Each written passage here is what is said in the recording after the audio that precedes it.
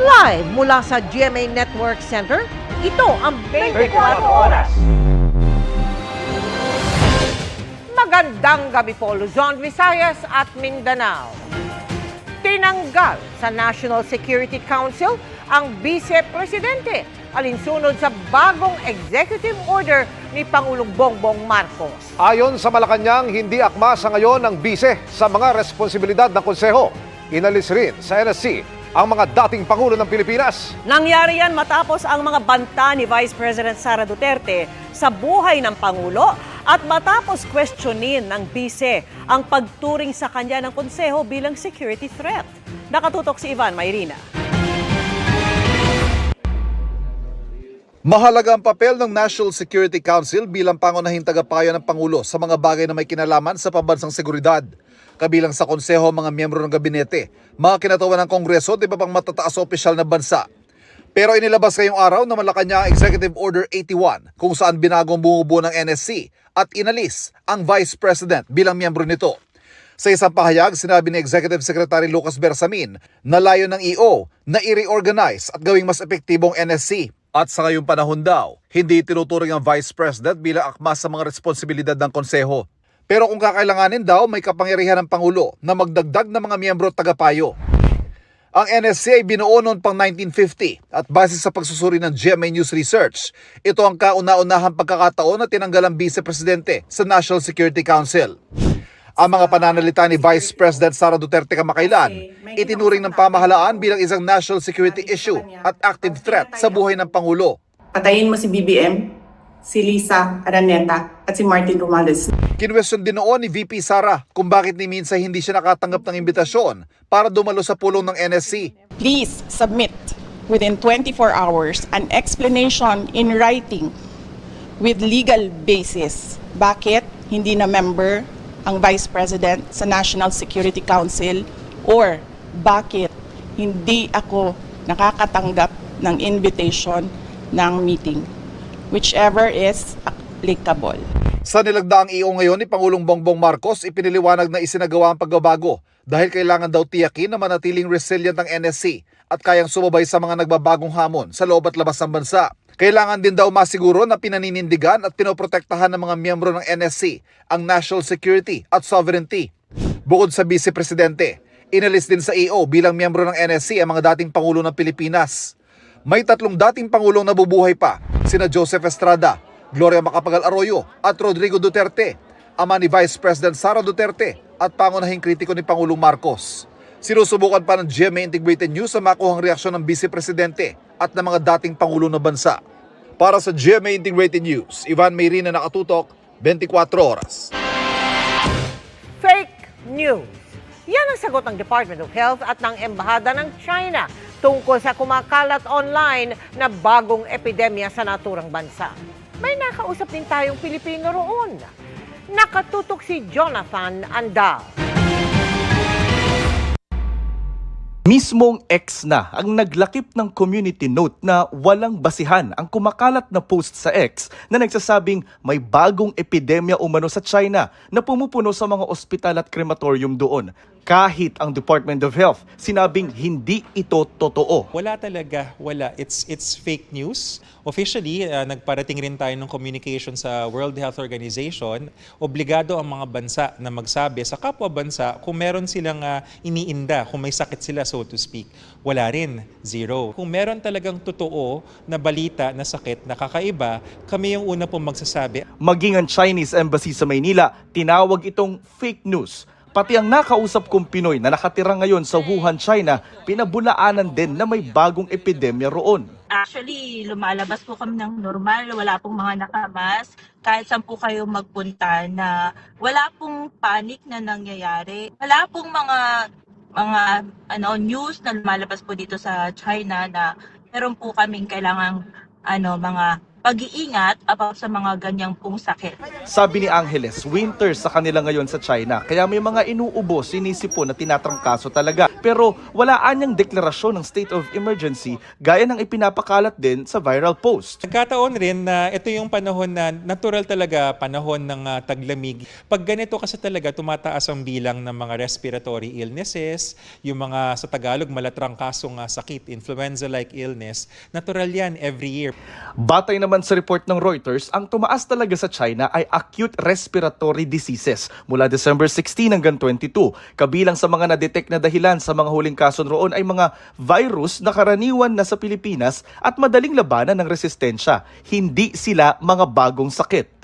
Hindi yan bago, 2001 pa yung virus na yan. At tulad ng maraming mga respiratory viruses, wala siyang bakuna, totoo yun. Wala rin siyang gamot, totoo rin yun. Pero mild siya. In other words, kayang-kaya siyang labanan ng isang tao na malakas ang resistensya. Sabi ng DOH, posibleng may PTSD o Post-Traumatic Stress Disorder sa COVID-19 ang ilan sa atin. Kaya ganun na lang ang takot at pagkabahala nang mabasa ang viral na post. Magkaroon lang tayo ng parang konting paalala or anyo na parang ito na naman ba? Mangyayari na naman ba? Yung anxiety natin tumataas. So, para sa ating mga kababayan na click ng click, share ng share, check nyo po muna kung saan ba nanggaling. Meron pa rin COVID-19 ngayon, kaya patuloy ang panawagan ng World Health Organization o WHO sa China na bigyan sila ng access sa mga data para mas maintindihan ang pinagmulan ng COVID-19. Sagot naman ng China, ibinabahagi naman nila sa international community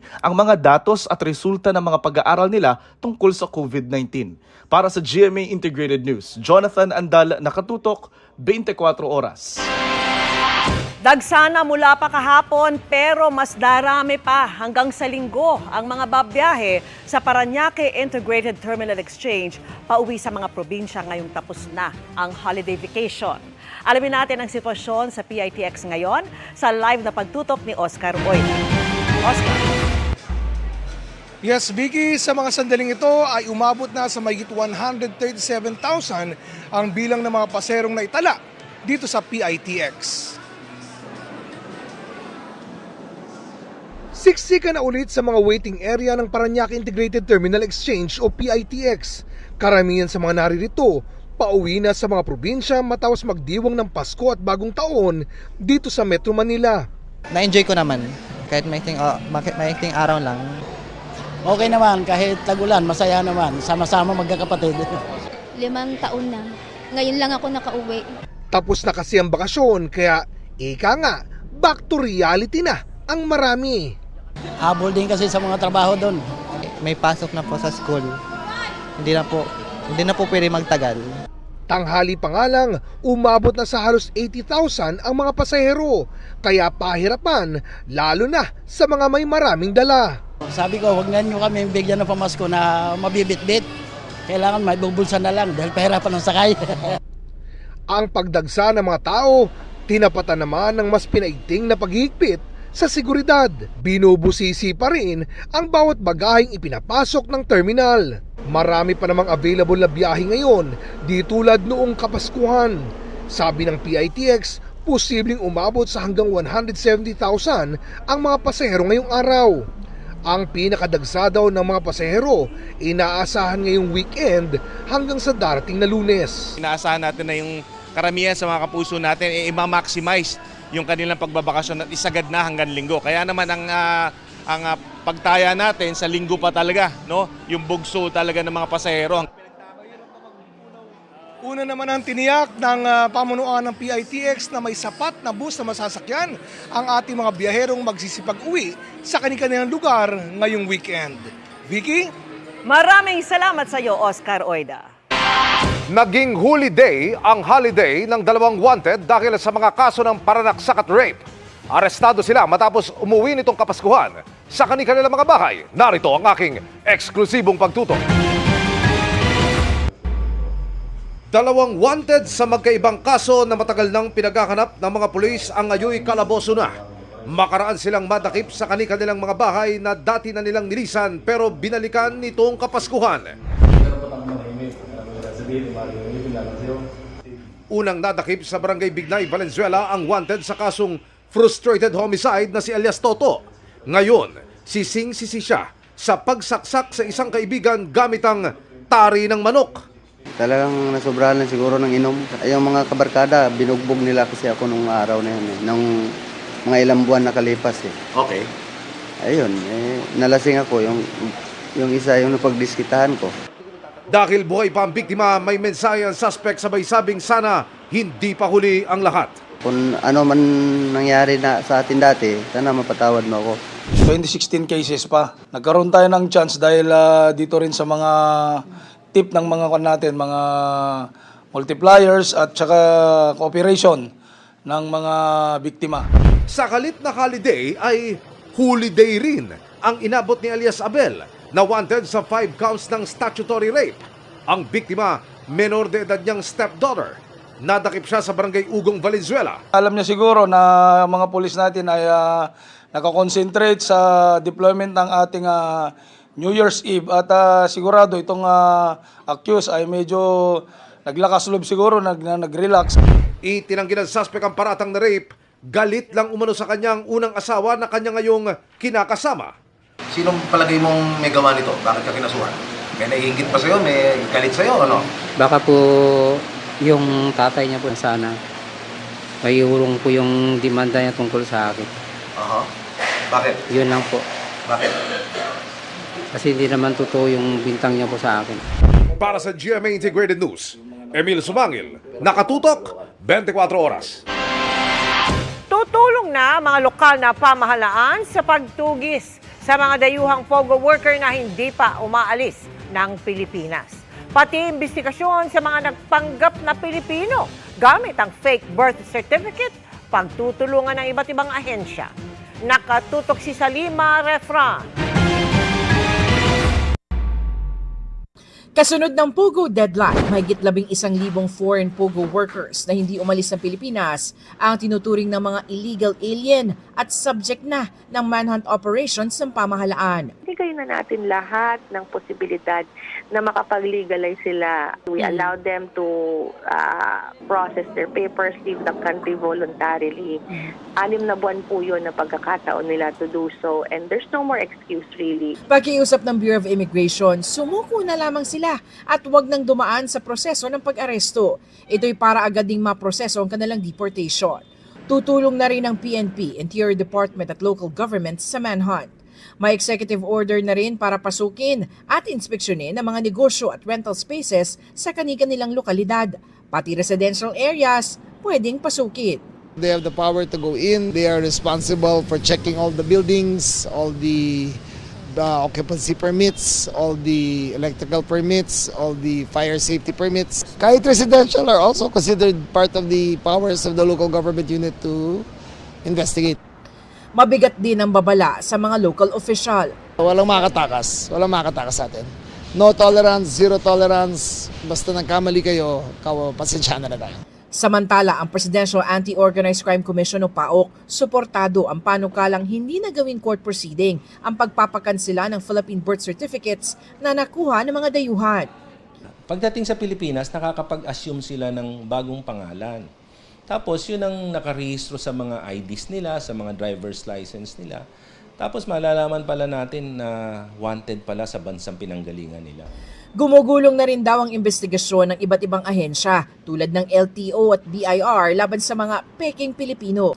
Ang Office of the Solicitor General sinabi na maaabot sa 75 million pesos ang magagastos ng pamahalaan sa pagpapakansela pa lamang ng 1,500 fraudulently acquired birth certificates ng mga dayuhan.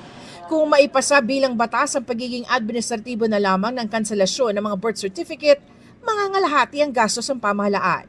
Pananagutin rin ang mga kawani ng gobyernong naging bahagi ng modus na ito.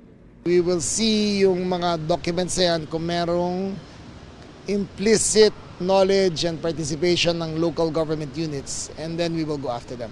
Para sa GMA Integrated News, Salima Refran, nakatutok 24 oras. Nagpulong ang Agriculture Department kaugnay ng planong alisin ang mga branding ng bigas sa pamilihan na kabilang daw sa dahilan ng mataas na presyo nito. Ano kaya ang reaksyon dyan ng publiko? Nakatutok si Bernadette Reyes. Bumaba na ang presyo ng bigas sa international market pero sa pag-iikot ni Agriculture Secretary Francisco Chu Laurel Jr. sa mga pamilihan, napansin niyang may mga imported na bigas na binebenta ng mas mataas sa dapat lang na presyo nito. Ang nakalagay dyan normally premium special, pero pag tiningnan mo talaga yung label na yun, it belong to a certain price level na hindi dapat na doon. So kaya nagkaroon ng idea si Secretary na dapat siguro tanggalin yung brand na premium special, not necessarily yung brand ng bigas, kung hindi yung premium at saka special. Kapag kinuwenta ang presyo ng imported na bigas base sa exchange rate, malalaman ang landed cost o presyo nito pagdating sa bansa. Papatawan ng 15% na taripa, saka idadagdag ang 6 to 8 pesos kada kilo na margin para malaman ang retail price. Ngayong araw, nagpulong ang Department of Agriculture para pag-usapan ang pagtatanggal ng labels sa mga bigas. Plano nilang ipatupad ito sa lalong madaling panahon. Kukonsultahin daw maging mga wholesaler at retailer ukol dito, lalo't may mga nagsasabing baka magdulot ito ng kalituhan sa kanilang mga suki. Manilito kasi iibayin nila yung mga presyo.